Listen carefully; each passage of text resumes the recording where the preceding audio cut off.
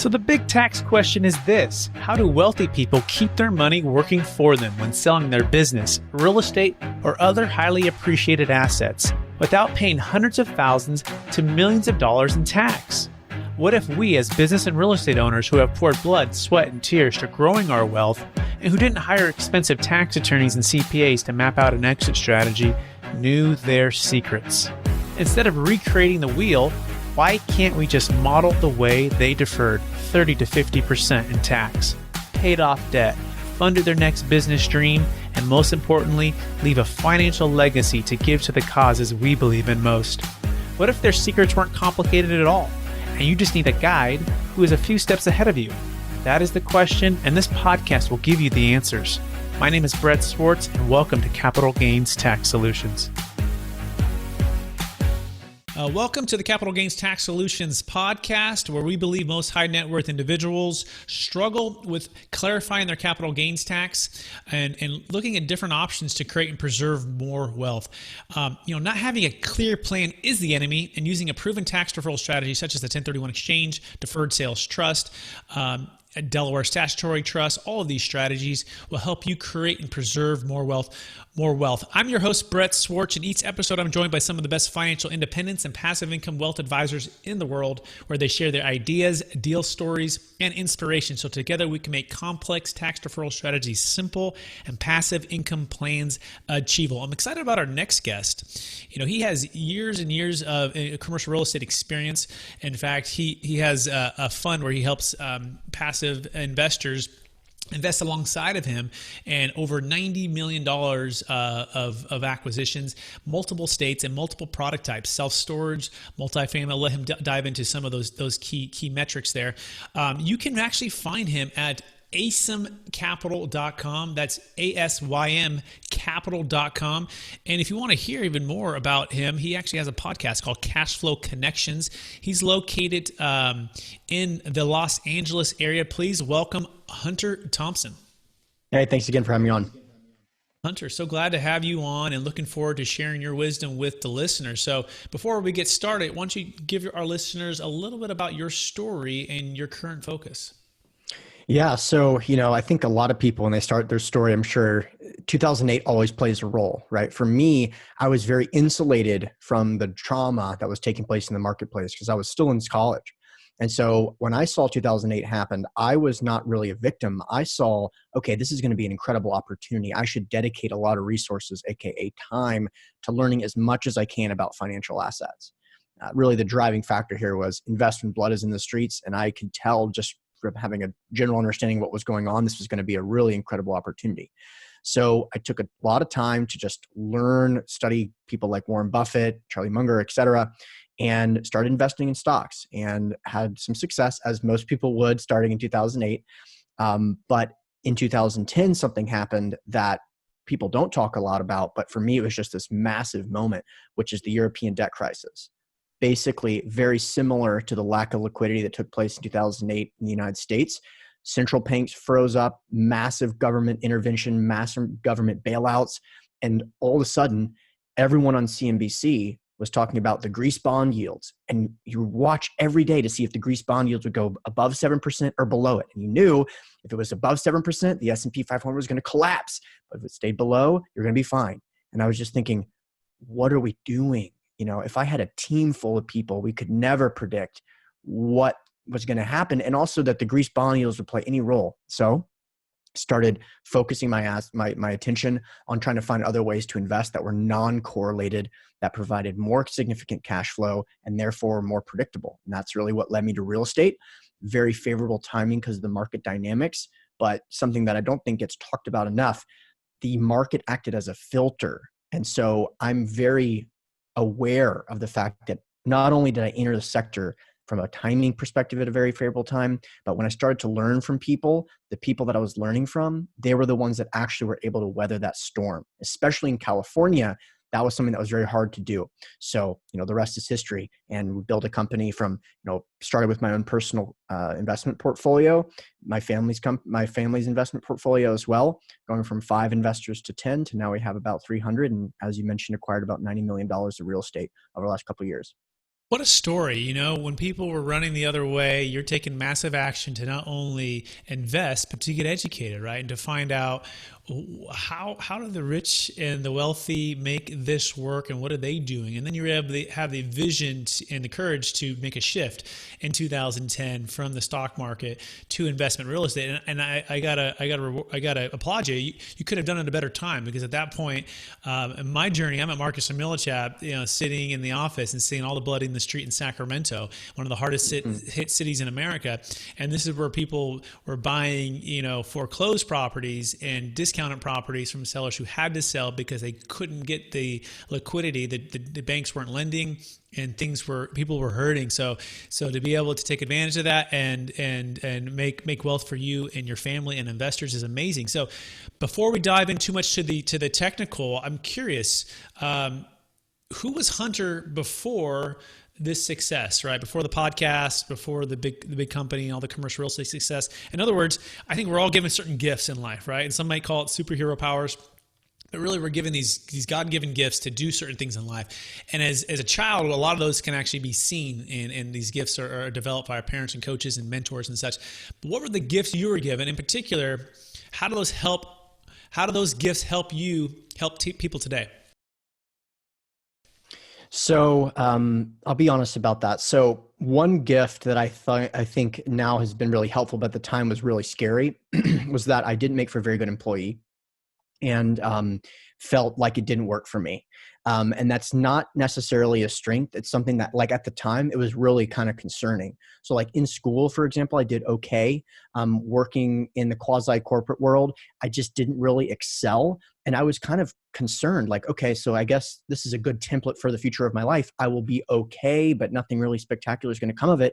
But the reality was, I felt like I had something else to offer and that my skills weren't being used. Most importantly, that things weren't moving quickly enough. Okay. I love being an entrepreneur because I have the ability to direct and change quickly in terms of where I want to allocate my time, which is my most important resource. So to answer your question, in college, I didn't want to get a summer job. And there was a really incredible opportunity back then. I was also very favorably timed in this as well, which was the poker boom. So I was from Memphis, Tennessee, and about 3 hours away, I'll make this story short, but 3 hours away from Memphis, there was a poker player by the name of Chris Moneymaker who invested or purchased into a tournament for about $17. He won that tournament, which got him into another tournament with 200 people as a $200 tournament. He won that tournament, which got him into the main event, and he won the main event of poker and won $1 million from the $17 entry. This story was so remarkable that it created what's known as the poker boom. If you look it up on Wikipedia, multi-billion-dollar shuffle into the poker business, which made it very lucrative if you dedicated the time, if you got a coach. This is when internet educational content was readily available behind a paywall, and I dedicated the time to do that. And it was a good way to make $5, $10, $15, $20,000 on a regular basis, on a monthly basis as a college student. And that's what inspired me to come out to California. So I have a background as a poker player, and really interestingly, the United States government made it illegal to play online poker. So what happened was, right before that happened, I fell out of love with poker, took my money out of the poker world. The United States made it illegal. I was like, not going to do that anymore. But that's when the real estate collapse happened. And that's really how this all ties in together. So this is fascinating. Now I'm seeing a little bit of a theme, and correct me if I'm wrong, but you shifted from stocks to real estate, but even before that, you shifted from poker playing to being an entrepreneur or working through that. So Exactly. What has enabled you to shift well and launch and be successful? Because it sounds like you've been successful in each one of these, and seeing that timing, I want to try to connect these dots here. As a kid, when Hunter was a kid, was he seeing patterns or things that people weren't seeing, and then knowing when to take action versus maybe the other siblings who weren't doing that? I mean, where is this insight coming from, Hunter? Well, the thing about going left when everyone's going right, that is something that kind of came naturally to me. that can be a strength as an investor, but it's not always something that wins, right? Sometimes there's a reason everyone's saying, don't do this, don't go right. You know what I mean? And for someone like myself, there's plenty of examples when everyone said, don't go left. And I just went right without looking right first. And that resulted in something negative. Thankfully, I was able to overcome that by the time I entered into the real estate sector. So can you ask the question again? I just want to make sure I answer directly. Yeah. So just getting on this theme of going left, going right, or seeing the insights, right, that other people aren't seeing, but then actually taking the action to do it. So into launch, versus maybe folks who, sorry. Yeah. So I just like jumped in because I got so excited because this is something that I'm so passionate about. The going all in on educational content is something, the risk return is just so favorable. So if you have an idea that you think can be lucrative, the chances that you're going to hurt yourself going all in on taking action, especially as it relates to educational content, shows like this one, for example, this did not exist just 10 years ago. It's very challenging to get good tax planning advice for free. Are you kidding me? So I want to commend you for doing that. But for the listeners, thanks. Anytime you think there's a potential for a lucrative / asymmetric outcome, go all in on the action. You can be an expert in 6 months or less on anything with the availability of free content out there. Yeah, we take it for granted, right? I mean, I imagine it's like when I grew up in the 80s, we really didn't have the internet, right? Until I was about junior high school-ish, but even then it was just starting out. And now it's the same thing with content. Like you said, educational content, that's podcasts, that's YouTube, that can be regularly consumed, which is changing the educational world. It's changing the access to information. I think about Khan Academy and how Bill Gates got behind Mr. Khan and basically said, hey, go educate the whole world. I'll give you, here's $100 million, quit your day job and just make YouTube videos to educate people in the most remote parts of the world so that they can get an education. And who knows, that could be the next Albert Einstein, right? That could be the next, Bill Gates, the next Steve Jobs, right? Who could change the world for the better through going all in on education. So I couldn't agree with you more on that point. Yep. Yeah. I just did So now let's shift a little bit. Yeah. Yeah, sure. Oh yeah. Yeah. No, please go. There's a couple of stages of that and I'll just mention them really quickly. I just did a podcast on this, going all in on free educational content, there's very little risk. When you do that though, I suggest identifying 3 people that you really like and pretty much not focusing on anyone else besides those 3 people. Go all in their direction as fast as you can. If you can identify someone that has a paid product, I can tell you from personal experience, if people invest their hard-earned dollars in educational content, the result is usually 10 times more. But you don't need to do that first. Go all in on the free stuff first. Identify those thought leaders that you like. Don't be afraid to put your money where your mouth is. And that's how you become an expert very, very quickly. I recently just launched a whole new world for me in ClickFunnels, okay? And Russell Brunson and what he's doing, and my mind is exploding. And now they say when the student is ready, the teacher will appear. And I've heard of Russell for a while now, but I've just kind of pushed away. And then finally I go, you know what? I'm going to go all in. And now I'm drinking the Kool-Aid per se, but I'm loving it. It's not just the tool, it's the process of education and all of what he has to offer. I'm in the middle of this 30-day challenge.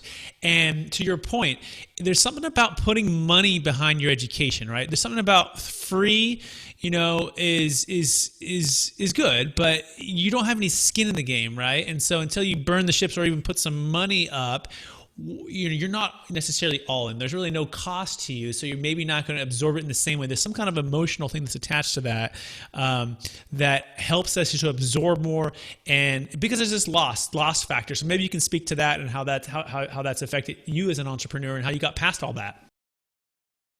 Yeah, it is so funny that you say that. So I exactly relate to what you're saying. I literally for years saw Russell Brunson's name. And literally, this is the thought that came in across my head. I feel like this guy, this is what I think, this guy changed his name so that his name sounds like Richard Branson. That's what I always thought. That's as far as my studies went. It's his marketing. It's his hook. It's his hook. And I recently launched a book. And so I finally Googled, what is this free plus shipping thing? And it led me to Russell Brunson. And I never gone spiraled into something so deeply, because he created this massive infrastructure for you to be able to do that. So much so that I'm going to his conference in Nashville, which is something I never do. I'm just super focused on productivity. I always sit around in LA, and I'm flying there because he got me in his funnel, and he created this infrastructure where you can get God at multiple levels. So he has the free book. He has the $100 a month subscription. He's got the conference that's $1,000. So what do I create with my business? My book is free, $7.99, raisingcapitalforrealestate.com. You can get it. I have a mentorship program that's like $4,000. Our minimum investments amounts are typically $50,000. And I have a conference that's about $1,000. And so now when you're in that, you have so many options, because maybe there's someone that only wants to buy the $8 book. Great. They're going to get a ton of value, but there's still a potential for them to go all in, like the way that it did with Russell, so that it can be, encouraged along the way. The value ladder. Yeah, this is blowing my mind, right? I'm so used to just make a cold call, talk to somebody on the phone, figure out what's valuable to them, and go and try to solve that problem. That's the typical commercial real estate way. And then it's slowly moving into response emails or automated emails, and then blogs and videos and stuff. But now this idea of the value ladder, which totally makes sense because it gives people a chance to digest and get to know you, put some skin in the game. So now they're more likely to consume your next content. But you're not asking them for the $1 million check here. You're just saying, hey, $10 to start, right? And then eventually, if you add enough value and you actually nurture, develop that relationship, then yeah, they're more likely to say it, which only makes sense for all of us. So I think it's brilliant what he's doing, and small world, right?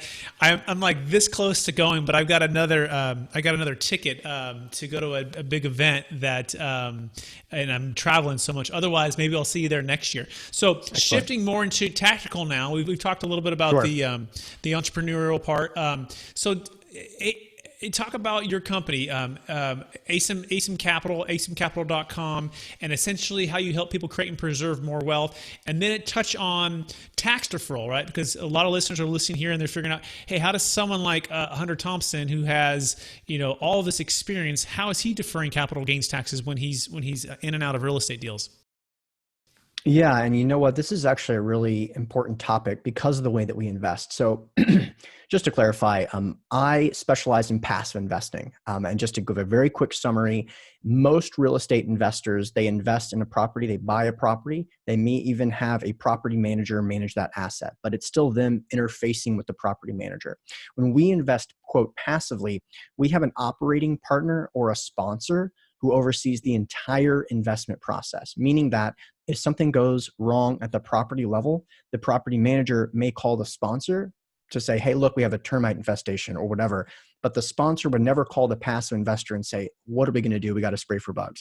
Basically, all the passive investor does, they put up their capital and they receive quarterly distributions and quarterly checks thereafter. I love this way of investing. If you're interested in me talking more about this, you can Google my name in passive investing. There's many discussions on this. But generally speaking, one of the challenges with this, quote, syndicated passive investment world is that we pool many investors together, let's say 100 investors together, to buy very high quality commercial real estate products that we would not be able to invest in individually.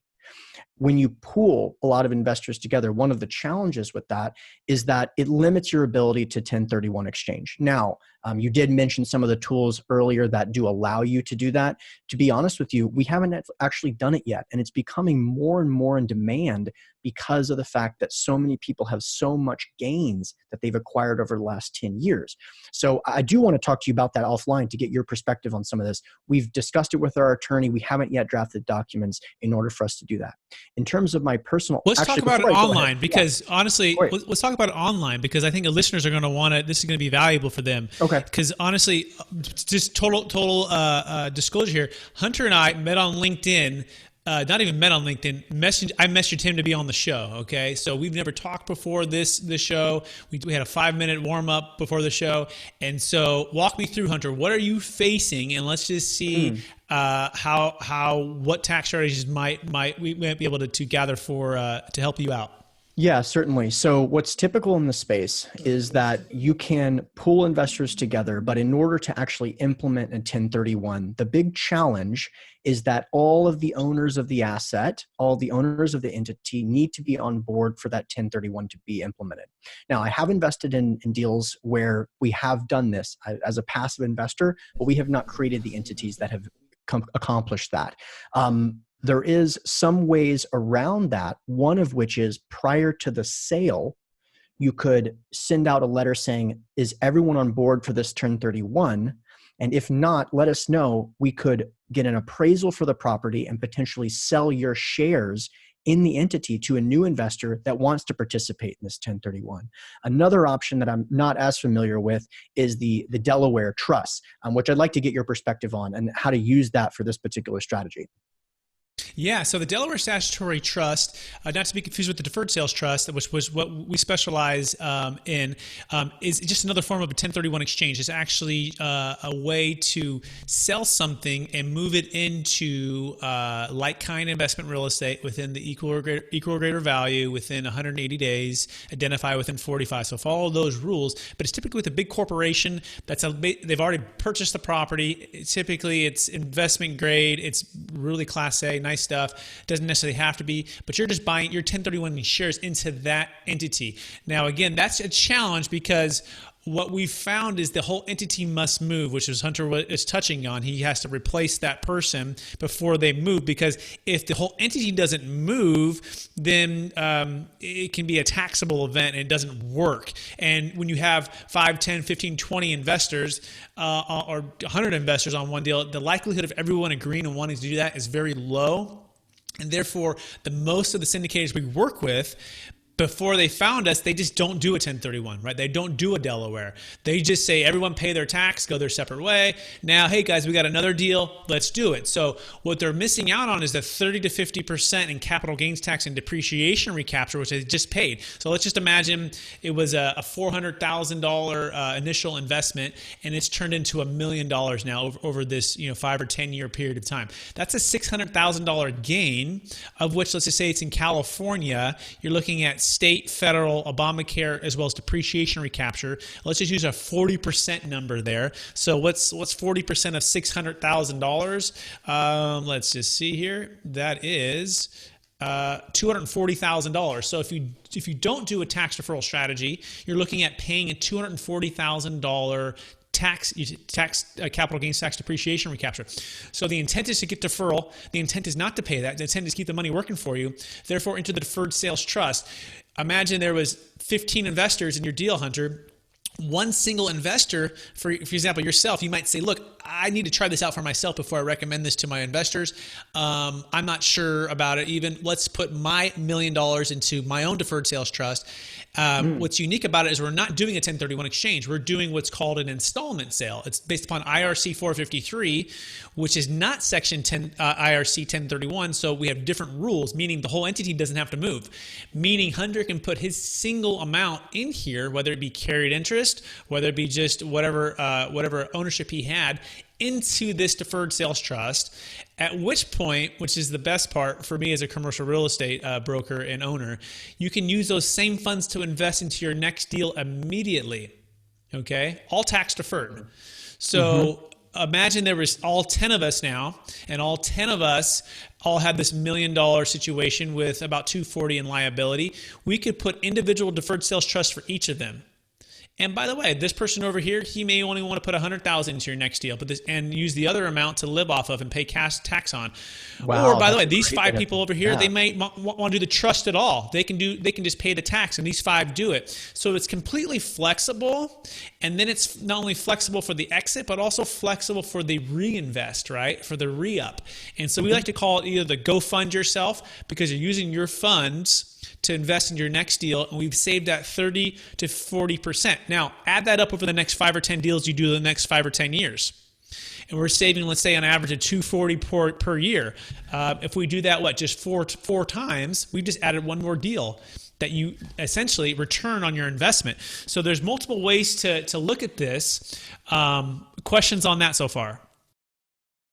No, that's really great. And actually, I've heard of some of these strategies, but we haven't implemented them. So let me ask you something. And I don't want to turn our interview around on you, but I'm very fascinated. No, this is good because the listener is going to want to know these same Right. questions, Hunter. This is the first time. So Okay, this is good. Just ask as if you Good. normally So would. one of the things that is interesting about this is the legal component here cumbersome in the sense of like, does the investment amount need to be large enough to substantiate some of this? And where do those numbers typically fall? Great question. So what's my return on investment? If I'm going to pay these fees and go through this process, at what point does it not make sense or does it make sense? What we found is $500,000 in actual proceeds for every $100,000 of liability. Okay, so not to be confused with gain, right? Your gain, let's say, is $300,000. Your liability, let's say, is 30% of that. It's $100,000. So the liability is the first thing. The second thing is the actual proceeds. So if you have a deal that's $250,000 proceeds and only $25,000 in tax, we say just pay it, right? It's too small. Why? Because our fees are gonna outweigh the savings in tax, which leads into Rule 72, which states if I can earn 7% on any given amount over a 10-year period of time, that amount will double. And that's really kind of how we set. Most of our deals will earn about 8% target rate and net 6.5% after the recurring fees. And so if you let that amount compound, let's imagine that 6.5%, and you didn't take any payments, you let it compound, that original amount of the whole amount will double. So let's say it's $500,000 in there. That'll turn into $1 million within about 11 years.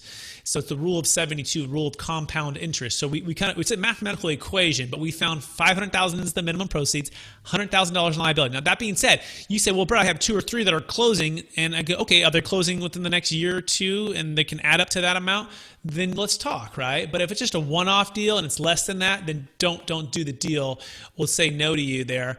We have a deferred sales trust calculator that walks you through this, by the way. You just answer 12 questions, side-by-side comparisons. You can get a quick answer. So does that answer the question so far? Yeah, I mean, I have a million more. In fact, I'm going to actually invite you on air to come onto my show to discuss this in a lot of detail, because I'm sure that, you could even repurpose this. Let me ask you one last question, just so I can understand. Or I'll ask you as many as you want. This is what I love to do. As many as you want. We have no time period here, and the listeners are going to like it. So keep going. Good. So when you do this, because most, like our funds, for example, our typical entities would have, let's say, $5 million of equity in them. And let's say 10 years down the road, we have a $5 million capital gain, right? There's a $5 million taxable event where our equity position has doubled. That's would be a great deal for us, obviously, but then you have this massive $5 million liability, as you say.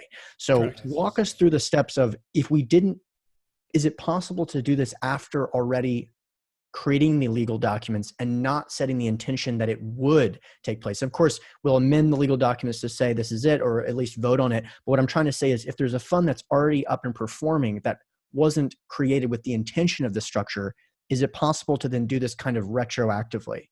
Absolutely. As long as you don't have a live buyer buying it and has removed all contingencies, there's nothing remaining at all. So for example, let's imagine you just went into escrow and he's in his due diligence period, and you say, hey, Brett, we're about to sell this thing. Bought it for 5, we're selling it for 10 million. Can we still do it? Yes. We just add the language into an addendum, which states that basically seller has the right to a 1031 exchange or a deferred sales trust at no additional cost to the buyer.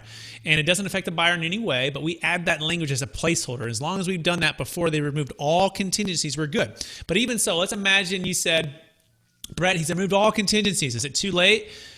Well, let's send it to a qualified intermediary. Okay, let's make sure we send it to one who will give you both options, deferred sales trust, Delaware, or 1031 exchange, all 3 options.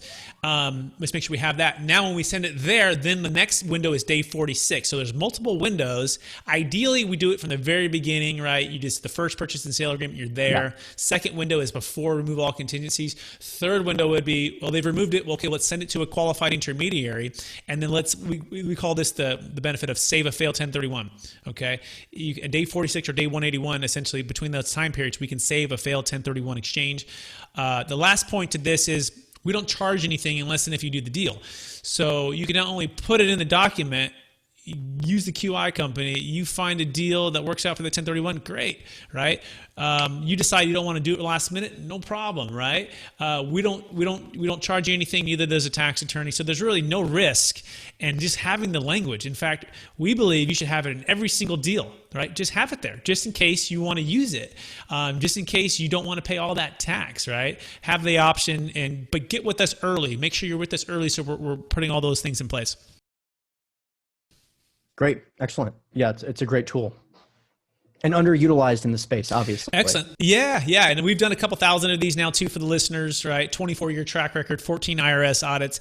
So we've already blazed the trail. It's new to people who don't know about it because they haven't heard about it, but it's not new in the sense that we haven't blazed the trail. So that's there. So shifting back to our conversation here, what are some of the top 3 wealth secrets you've learned over the years that you can share with some of our listeners as far as creating and preserving more wealth?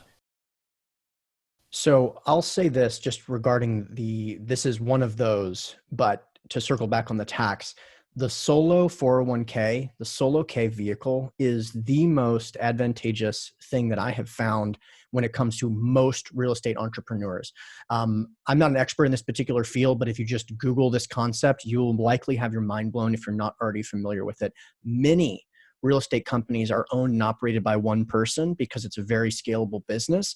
This entity, which, over the last couple of years I created and started investing in, the solo K has all the bells and whistles of everything and very, very little downside, a lot of flexibility, and also you can direct your own investment. So for those of you that are listening, a lot of people, most listeners of the show may be familiar with the concept of self-directed retirement, but the general public is not. It is overwhelmingly underutilized tool. So if you don't know, you can take your funds, which are in retirement accounts, depending on which retirement accounts they're in, and depending on whether or not you've quit your job recently and a variety of other things, you can self-direct those funds and control where they're invested, meaning that you can invest in anything that's within the law, but not just stocks, bonds, and mutual funds, but in the types of deals that, for example, I invest in or that my clients invest in.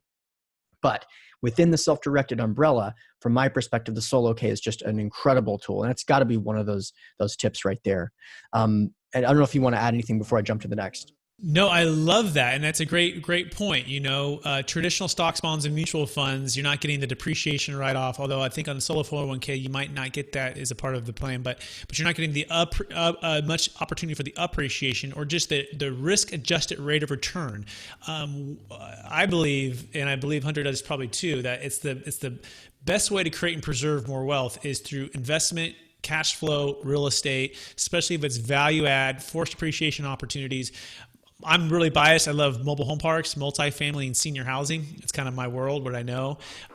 So those 3 are phenomenal. And if you can change from stocks, bonds, and mutual funds, right, that is subject to Greek, debt crisis or right, overseas China trade wars, and you can move it into cash flowing investment real estate in your backyard or good locations in the United States that have growing job markets. To me, that's a really a no-brainer, especially to diversify. And it may not be all of it, right? You just take a portion of it and you try $20, $30, $50,000 of your $250,000 retirement account, and you just diversify some of it outside of the stock market, which is a key to reducing risk. So yeah, keep going. What's your second one, Hunter? So I would find a mentor. This is something that I have been very fortunate. I mentioned earlier, the timing of my entrance into real estate allowed me to filter through a lot of the noise. If I had moved to California in 2005, as opposed to 2010, the likelihood that I would have been able to clearly identify who was best in class is very low because everyone was making money hand over fist.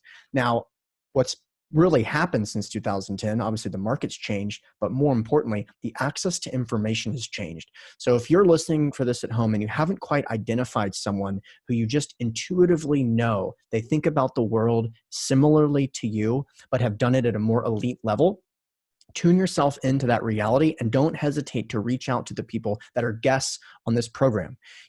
My flavor may not be for everyone's, but every now and then you may hear a guest that comes on this show that you go, man, everything this person says is just along the same worldview as I, but they've just focused their energy towards a different thing that I need to learn about. And I cannot tell you, people that are successful, there's a lot of interesting things about, ultra high performers. One of them is most of them have a very healthy relationship with competition.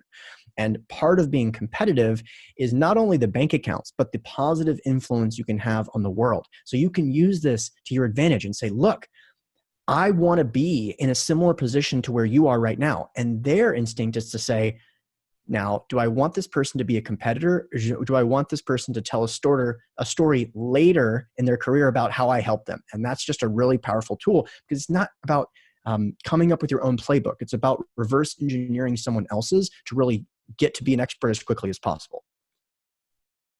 I love that. The mentor part of it is the most rewarding if you can mentor someone else, but also the best way to actually learn, because let's face it, unless someone's teaching us or helping us with that, it's really hard to know that. So number 2 is the mentor.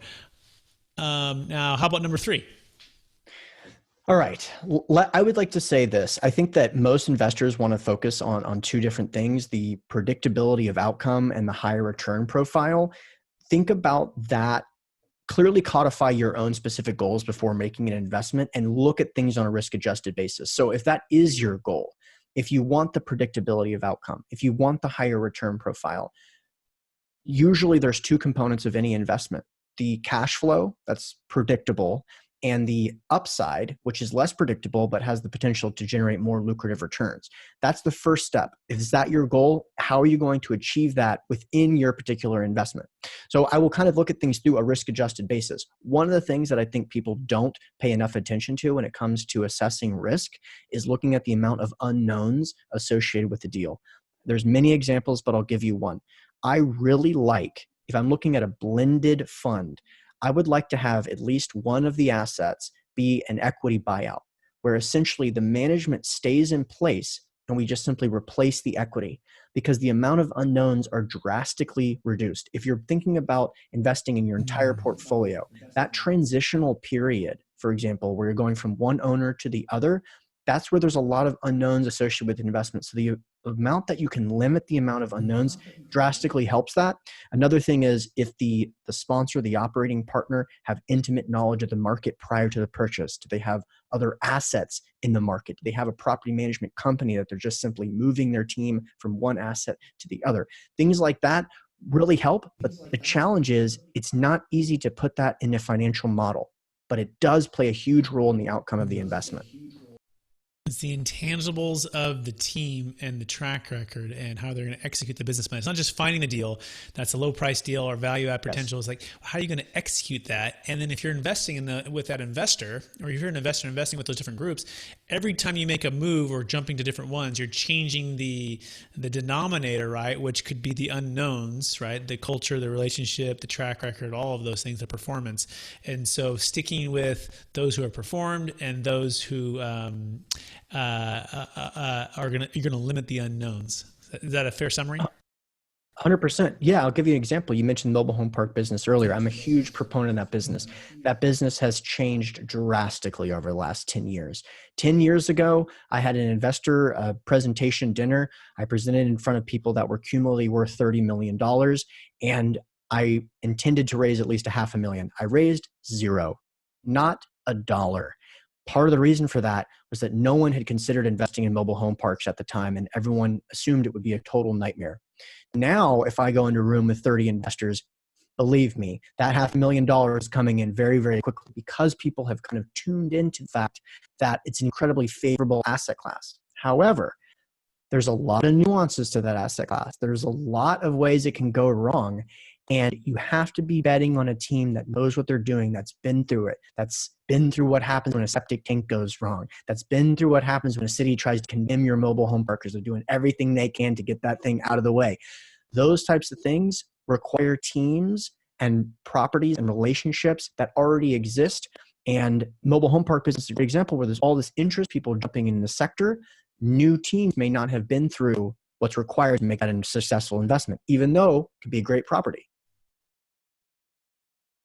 Yeah, well said, and thank you for sharing. So those are the three wealth secrets. We're going to wrap it up with this last question here and let Hunter go. So Hunter, how do you stay centered in your values? And then second, how do you stay encouraged to drive to new heights and reach your big goals? Oh man, the second one is going to embarrass me, but I'm going to be honest. So centered, I do some journaling every morning and write down the main things that I want to accomplish and the reasons why. I think that's something that people talk about a lot, but I have found that it cannot be overstated. Truly understanding foundationally what motivates you. I'm training for a marathon right now. It's the first marathon I've ever run. I was out running around. It's 5:30 in the morning. Why am I doing this? Like, what's the motivation? Like, what is it about it? To be honest with you, that particular thing is because I like to have consistent goals that I can accomplish, and just mental fortitude, just overcoming adversity. Those are the types of things that I really like to have as an entrepreneur. So it's a goal. And that's how I say centered, by the way, because if you're getting beaten up on your feet or otherwise, it's a humbling experience, right? And everyone has those days where they don't want to go run. The second answer, just repeat it really quickly. I know what the question was. I just want to make sure I accurately answer it. Yeah, I just want to make sure. How do you drive to new heights and reach your goals? Okay. Yeah. So how do you stay encouraged? How do you stay encouraged to drive to new heights, right? Because you've accomplished so much. What basically keeps you going? What keeps you ticking? What keeps you, the fire burning within the belly kind of thing? So I talk a lot because I own a podcast, but I've never talked about this before. So this is the first time I've ever admitted this publicly. If you ever listen to an interview with Kobe Bryant or Michael Jordan, they frequently talk about, and their teammates will talk about, the fact that they get motivated by negative things. So for example, Kobe Bryant hears that the adversary team thinks that he's overrated. He wants his teammates to tell him that because he gets mad and, quote, drop 60 on him on the next time they play. Michael Jordan gets benched early in his career. He'll never forget it. He's going to punish that coach next time they play because he got benched. Okay. I'm on the other side of the spectrum. All right. And the reason I was embarrassed about this is not very common, but what makes me elevate my game is when I think that I'm at the top. So what that means is I realize I want to think this has to be the best version of this ever because that's what I want to be known for. So it would really hurt my feeling if someone said, look, you have a real estate conference, but it's not that good and no one's interested in going. I'm not Michael Jordan. That would break me as a person. That would not motivate me. What I want to hear is that person flew across the country because they know you're going to put on the best conference. And then I go, okay, boom, we got to do it. How can we get better speakers? How can we get better content? And so I'm sure there's a couple of people out there that may relate to this, but regardless, everything that I just mentioned is on a spectrum. There may be times in your life where you need that negative. You need that person to come and say, look, this wasn't enough. And there may be times you need to be picked up and someone to say, you have to deliver what people demand, which is the best. I love that answer, and that is really inspiring. And I bet you do put on the best conference. I want to come to the conference. So I want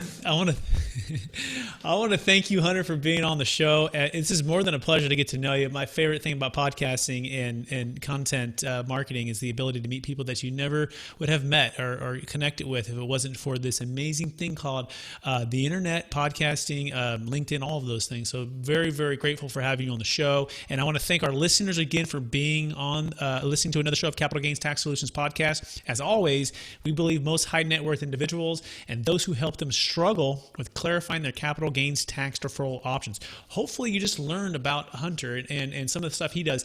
And again, his website, asymcapital.com. That's asymcapital.com. And also check out his podcast for sure, Cash Flow Connections Real Estate Podcast with Hunter Thompson. And reach out to him if you want to look to invest in real estate, commercial real estate, be passive and learn ways to create and preserve more wealth. And lastly, not having a clear plan is the enemy. Get a plan for your wealth. Get a plan for a proven tax deferral strategy so you can create and preserve more wealth. Thanks again for listening. Look forward to seeing you on the next show. You have just listened to another information-packed episode of Capital Gains Tax Solutions with Brett Swarts. We hope you enjoyed today's show and found it helpful. Visit capitalgainstaxsolutions.com to access the show notes and to access more resources.